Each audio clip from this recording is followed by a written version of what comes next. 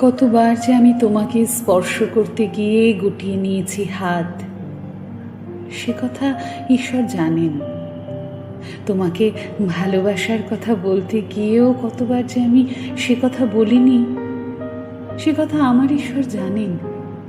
তোমার হাতের মৃদু কড়া নাড়ার শব্দ শুনে জেগে উঠবার জন্য দরজার সঙ্গে চুম্বকের মতো আমি গেঁথে রেখেছিলাম আমার কর্ণযুগল। তুমি এসে আমাকে ডেকে বলবে, এই ওঠো, আমি আমি আর আমি একই শুনলাম। এমতো উল্লাসে নিজেকে নিক্ষেপ করব তোমার উদ্দেশ্যে। কতবার যে এরকম একটি দৃশ্যের কথা আমি মনে মনে কল্পনা করেছি, সে কথা আমার ঈশ্বর জানেন।